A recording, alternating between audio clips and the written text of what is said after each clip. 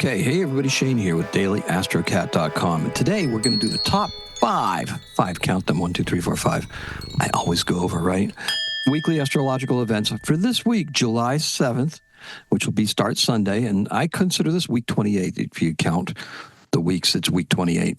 So we got a busy week ahead of us. This week, last week we featured Saturn. This week, we're kind of looking at Venus, right? Venus has got a lot of activity, and you'll see that when we get into it, okay? So let's, without any further or anything like that, let's get right into it.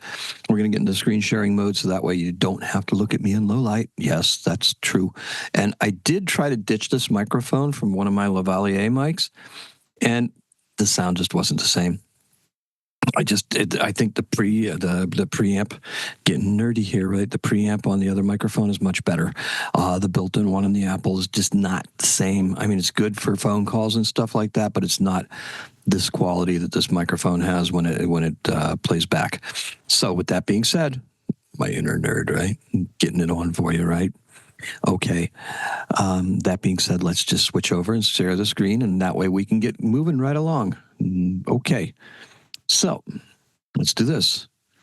Ta-da! There I am again. Okay, so. Let's see.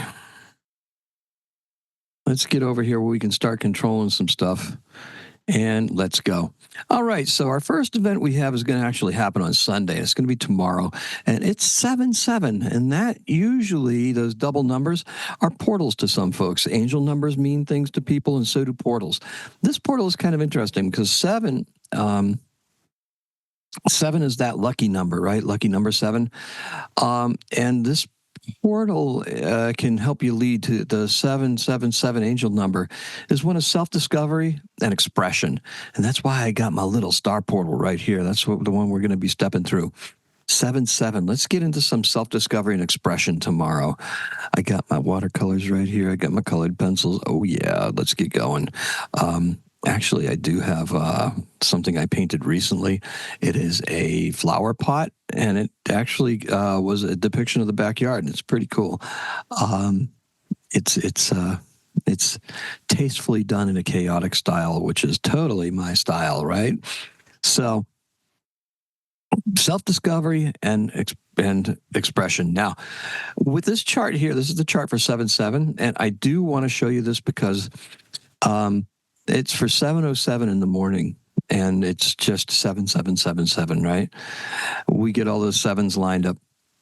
There's nothing really particularly wild about this, but what I did want to show you is that this is our standard horoscope wheel, and this is set for whole signs on the East Coast of the United States. So don't pay any attention to the times or anything like to this, to the numbers inside. The clock face just doesn't mean anything, depending on where you're at in the world. If you were on the East Coast, then you could probably use it as an event chart if you had something happening right at 7/7 in the morning. But what I have here is I have Venus right here. Venus is going to be our focus for the week. And it's kind of fitting that she's right here, just right on that horizon line. She's coming up right after the sun.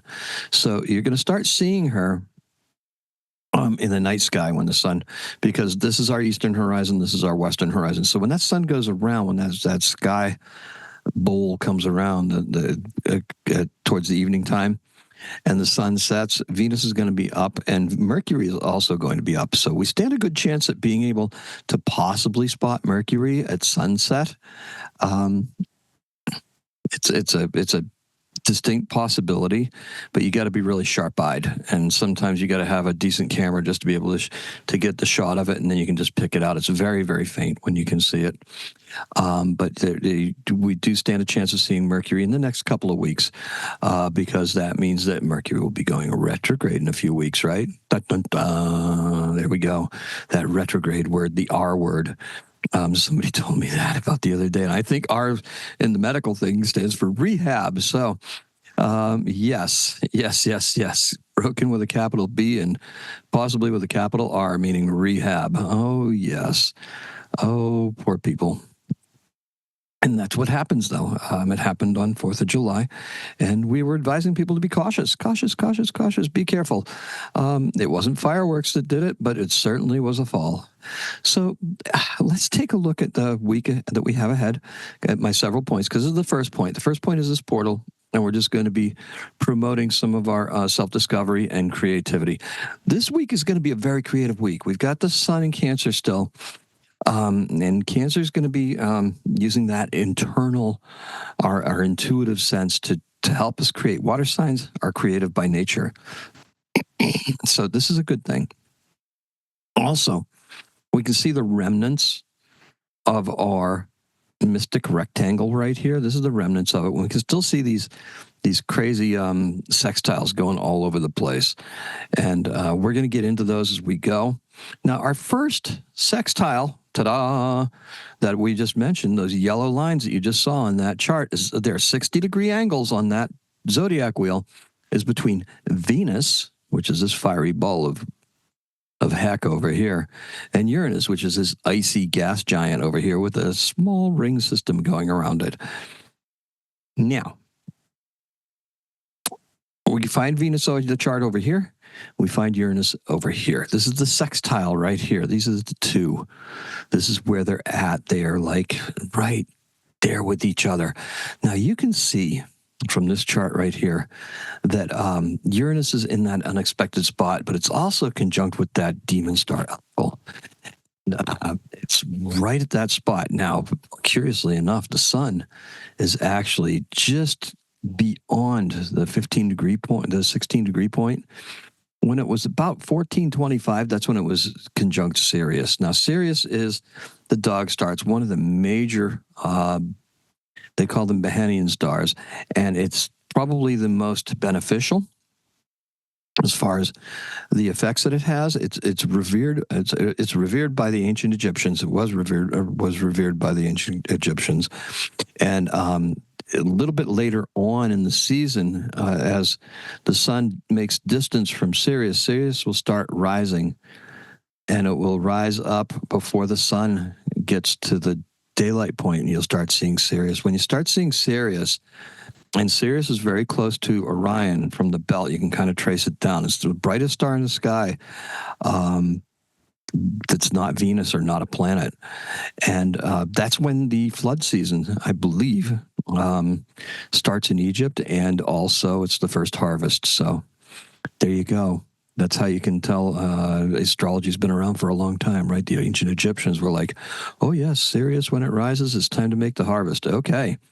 So, but what we're talking about here is we're talking about Venus and Uranus. We're talking about Venus things, right? Creativity, love, women, females, everything. Really getting mad. Okay? Really getting mad. We're talking about anger that's just like, oh my goodness, this is craziness, right? We have this demon star here with Uranus poised right at the midheaven of a certain person's natal chart. And boy, there's no mistake where the fury is directed. And I am telling you right now, don't count women out. This is great for creativity for all of us, though, because what happens is that demon star is actually beauty that's been suppressed. It's beauty that's been repressed. She was too beautiful, so they had to punish her with snakes on her head. And by having snakes on her head, she became a monster. And then Perseus did his thing. And that's where Algol is the star in the sky and the severed head of Medusa. That's because guys wrote these stories, right? That's exactly why. What we're looking at is we're looking at trying to take some of that chained up beauty and some of that chained up the creative urge to create. And now remember, this is in Taurus too. So Taurus is the house of Venus. So Taurus and Venus, yeah, that's that nice fixed money place, the place of pleasures and home and things like that. Now, unexpected things are going to start happening with that, but you got to expect the unexpected, right? And what's going to happen is that if you take and apply this to your creativity, you're actually going to find where this can actually help you express better in a much more intuitive way to help just to get to that point. It also is very good for couples because any kind of money arguments or something like that, there's no surprises, and if there is a surprise, it can be dealt with kind of easily, just as long as you know that she's always right. Okay, that's a good basis point. Now, our second aspect that we're going to be concerned with is Saturn, the Sun in a 120-degree trine with Saturn. Now, what exactly is a trine? Well, the trine, if we look at the Sun right here, and we look at Saturn over here, is this blue line right here. This spans 120 degrees of a circle. There's three of them in a 360-degree circle. So there's 3 points. There's one point here. There's another point that would be somewhere right up here, and another point that would come down to where Saturn is at. So Saturn is at that, let's see, Saturn is at 19 degrees, and Venus is also, the Sun is also at 19 degrees of Cancer. So what you have is these two trines. Now, this is a beneficial aspect. This is a positive aspect. Now, what does Saturn really represent? Saturn is those tests, it's the trials, it's limitations, it's saying no, it's institutions, it's all of those things. Now, the thing about Saturn, though, is that Saturn is considered the taskmaster of the zodiac. When Saturn puts a task before you, if you complete the task, there's usually a reward involved with Saturn, because Saturn also rules the house up here of Capricorn, and consequently, Saturn is also the ancient ruler of Aquarius. It's these two neighboring signs right here. I guess you got to know the rules in order to break them, right? Here's the rules. Here's the broken rules. Here's the patient discipline and moving forward slowly. Here's the lightning innovation going, aha, I got this. Saturn represents both of those things. Now, you may wonder, how can such a dour planet as Saturn, with all those no's attached to it and all those negative connotations, pull this off in Aquarius? Well, quite easily. Like, you need to know the rules to break them, number one. And number two, you have to have a certain amount of individuality. And both of those signs are very individualistic. They very much rely upon themselves. One is cardinal, one is fixed. The Capricorn is the cardinal sign of the winter, but they are very self-reliant, and that's how you have to be in the winter, right? These are the winter signs. That's how you have to be. You have to, the strong survive. Aquarius, do you associate that with strength? Well, you can associate the cleverness with it, right? That cleverness is there. If you can't make it, then Pisces, you give up the ghost, right? That's where you just can't, you can't push on anymore, and you're done. Or you find a way, you find your spirituality, and you get through it, and you get to live another season down here in Aries. It's kind of interesting how that works like that. These wheels, they tell a story. They tell us stories of not only just lives, but seasons, of cycles, of everything. And the cycles are what really fascinate me. These cycles they've been repeating for thousands of years. So this is something that's worthwhile to look at and worthwhile to examine. So our Sun, Saturn, we find ourselves in a position where we can explore some of that creativity a little bit better, right? We find ourselves in a place where it's like, this is almost like a spiritual exercise where we're trying to make ourselves better and make everything make sense. Now, the Saturn, as the co-ruler of Aquarius, likes this. Okay, it's, if you're looking for a better solution for society, this is a good thing. Okay, now, with that being said, let's move on, because I feel like in this place right here in Cancer, we're just able to do it from a place of safety. We can do it cautiously. We're not making great movements forward. That's going to be next month when the Sun enters Leo, because Leo is that let's go, it's me time. Okay. Now we also have a Venus-Neptune trine coming up, and this comes up at 10:32. Now, mind you, this was on the 10th. Okay, so the 10th is, let's see. The 10th is that Wednesday. Okay. So we're already up to Wednesday here with the Sun and Saturn being trine. Now we have another trine between Neptune and Venus. Now, the Neptune-Venus trine is the same thing, but this occurs at the anaretic degree. If you remember this from last week, you'll remember that Venus will be at 29 degrees of Cancer because Neptune is at 29 degrees of Pisces. This brings out the worst qualities of those signs. So now your Venus is going to get really clingy, and it's really going to be defensive, and it's really going to be snappy, and it's really going to be, oh, no, no, no, no, no. And whereas, think about it, whereas Neptune is in that sign of illusion, delusion, it's a creative place, but how creative can it be? Well, it can be hyper creative. It can be really creative. But now, if we're really defensive and we're really like not having it, can we really be that creative? Well, if you think about what you need, and you don't have to think about this, you have to feel it, because the intuition that Cancer can impart upon say like natives of the sign or anything like that, it's pretty considerable. They're pretty knowing people. They've got a good sense of intuition. They've got a good sense of timing and how other people are feeling. The water signs are all good with emotions like that. They're good at picking up on the emotions of others.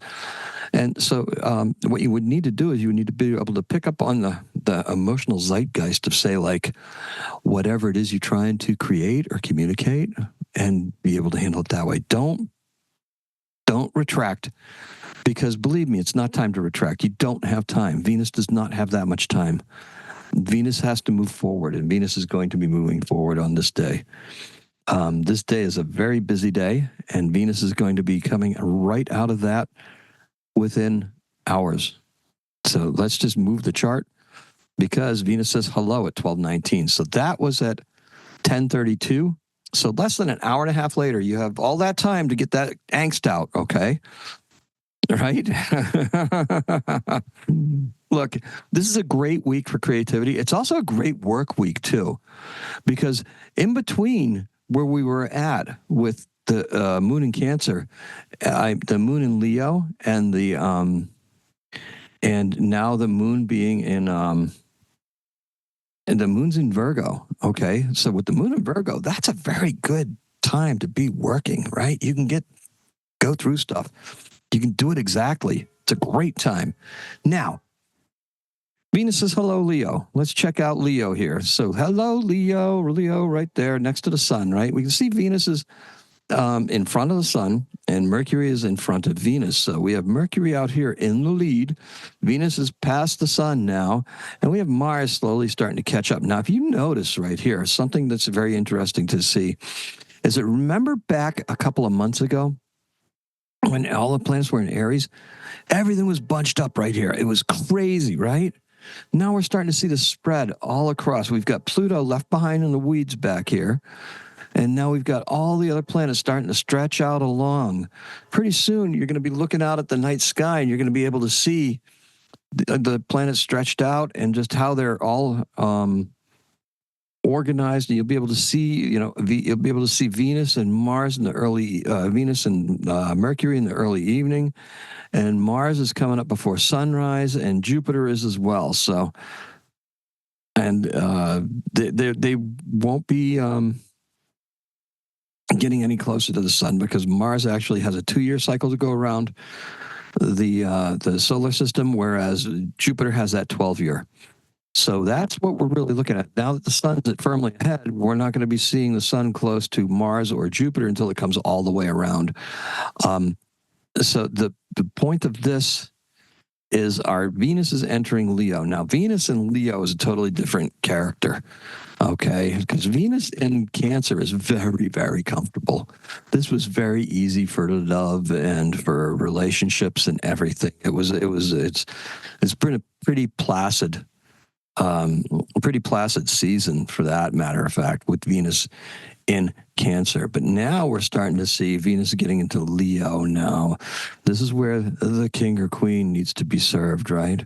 This is where we're going to be looking to have homage paid to us. We're going to be looking to be recognized for our gracefulness and our artfulness and our relationship ability and our tact and our diplomacy, right? All these Venus things that are there. That's what we're going to be looking for. So now, does it start right away? No, it doesn't start right away, but just telling you that this is going to be becoming a theme, okay? That is going to be a theme. We've got Venus entering the sign of Leo. So it's going to be all about the royal we pretty soon, okay? So now we have the moon right after that. Now look at that. We have 1036 here. Now at 1006, the moon enters Libra. Now, why is this very important? And this is a wonderful image of Celine by some artist. I don't remember who it was. And this is an AI scale.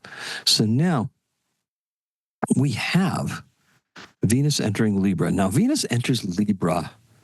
Venus, look at this, Venus. Goodness gracious. It says the moon right there, Shane. Why can't you read? Okay, so the moon enters Libra right here. Now, you can see that the moon is very close to Black Moon Lilith. So we're going to have that conjunct. So this is where the desire gets really strong. Really, really strong. Now, hopefully you're not desiring really bad things because that's going to be very strong as well. But we're not going to be dealing with that. We're going to be dealing with partnerships. We're going to be dealing with communication, our diplomatic skills, and creativity. We're going to be making some beautiful things. This is going to set us up for almost 3 days, okay? 3 days of just a creative bonanza where we're going to be able to take this Venus-inspired moon, because let's face it, Venus and Leo is a very creative sign. It's the sun. It's ruled by the sun, right? The sun is, the source of everything. It's a source of light and heat, and it's what gives life its energy here on this planet. And with it in Cancer, we're able to use it intuitively and in a creative fashion to help inform Venus to really go out and just make this stuff happen. We've got the extremely creative aneretic degree of Pisces sitting right there. We've got Mars and Uranus coming very close together, very much in a sextile with the sun, just saying, hey, we can do some good things here. We can also do some really bad things, like some earthquakes or some very unexpected events, because that's what Uranus provides us with, very unexpected things. And Mars is energy, action, and aggression. So we've got the planet of aggression coming up with unexpected energetic happenings, electrical moments and stuff like that on the Earth, in the sign of the Earth. That gives you some earthquakes, some severe thunderstorms, severe storms. You just don't really know what's going to be happening here. And this is going to last probably for about a week. Okay, so we've got a week. And I don't think it probably happens later on in the following week, where they actually come conjunct, because Mars is still moving forward at a pretty good clip. Mars is going to move through half of the zodiac in a year, so, and I believe it has a retrograde coming up. So, I'm not going to scare you with that, and I don't want to really get too far ahead of myself here. But we can see where this is taking us. But this moon in Libra is just going to give us all sorts of creative things that we can look at. It's interesting because Libra is opposite the things in Aries. It's going to be coming almost conjunct with that south node. So it's going to help us just focus in on what it is that we need to change here. So when the sun comes around here, we can realize what we started down here. And that would be right around April 8th. So this has always been a project of mine, so I've started really ramping up my attention to it right about then. I let off for a little bit here when we were in Gemini season, because Gemini just got crazy, but now that Cancer season is here, I'm ramped up again, and I'm re-engaged, and I've had some new graphics and new insights and new everything going on, and we are moving forward. We're not trying to move forward, we are moving forward. And the last thing I have for you is a Venus-Pluto opposition, which is going to occur on Friday. And that's Friday at 10:12 in the morning. The only reason I want to talk about this is because I want to talk about what this Pluto opposition is and what it really means. Because Pluto is retrograde, and it's retrograde in Aquarius, and it's actually heading back into Capricorn. Now, we've already been in Aquarius, and you can see from my stuff, I am using some AI technology. I'm not using it to write with because I don't trust it that far. But I do use it for some of the art because it's just really easy to just plug it in and get an image if I need one. I don't really have to fuss about it. It took me probably a good hour to do that flower pot out in the kitchen. I don't have that kind of time to do that fantastic lion looking at the starscape and everything like that. And it looked like a pretty good lion to me. And that scale didn't look too bad either. So I am discriminating when I use it, and I'm just trying to make sure that I'm using it as judiciously as possible, which you should be. You really just can't. You should not write with AI or trust anything totally to AI, only because if you don't fact check it, you are gonna get nailed. Just ask Mr. Michael Cohen, who predicated some of his some of his statements on an AI statement, and it just turned out to not be true. You have to really go through it and do the work. That's the whole point. That's that Saturn thing, right? That's why Saturn's trying with the sun. You have to do the work. You try to make a shortcut, you're gonna be reminded of it. Okay, Saturn will remind you that the shortcuts are not good and not necessary. You will be rebuked. You'll be rebuked hard. You do the work, you get the reward, right? That's what it's all about. Do the work, get the reward. Pluto over here, opposing Venus. What are we really looking at? What are we really talking about here?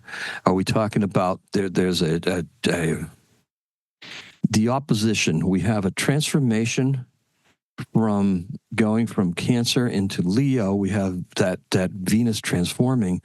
Now, is Pluto telling Venus, hey, slow down. Don't transform that quickly. I'm retrograde. You need to look at what you've been doing and what you've been thinking and how you can do it better, okay? Because retrograde planets are that review process. If we've been in Aquarius and we think we've made some strides, the Pluto in Capricorn really held women back, in my opinion, in the United States of America. And it just didn't do very good things for them. And there's certain decisions that have been taken away from women about their bodily autonomy. And this is just kind of like a reminder of saying, hey, stop, look, you've got all this time here. We've got more than 20 years where Pluto's going to be here. This is not the time to get scared, to break course. This is not the time to throw the baby out with the bathwater and say, oh my God, we're just screwed, so we might as well just go with the worst alternative. No, we're going to dig in and fight. And Pluto is definitely power, and Pluto is definitely telling Venus that, you're going to lose power if you don't continue to do the struggle that's over here. If you let Pluto lapse into this side here and you don't keep struggling, by the time Pluto comes out and gets back into Aquarius, it's after the election in the United States, okay? That's too late. You have to take action beforehand. You have to take action before that election in order to move this and make this change permanent and not this insurmountable obstacle that it can become once Pluto gets back into this area right here. Because believe me, you're going to hear it. When Pluto gets back into Capricorn, the moneyed interests and the oligarchies are going to dump all their cash trying to get you to change your mind. They are going to try to get it done, and it's not going to be pretty, and it's not something that you should brook. All right. So I think that's what I got for you. I counted through here, and once again I failed. I got about 7 things that I talked about, not 5. I'm trying to keep it right. It's just not working that way. All right. So hey, thank you. Whoa, look at that. It got dark out. Okay. Thank you so much for listening. Thank you so much for watching. I appreciate it. Make sure you like and comment on whatever it is you resonated with you. Hopefully you find something useful in all of this. Have a very nice day. Happy astrocatting, and peace. Talk to you.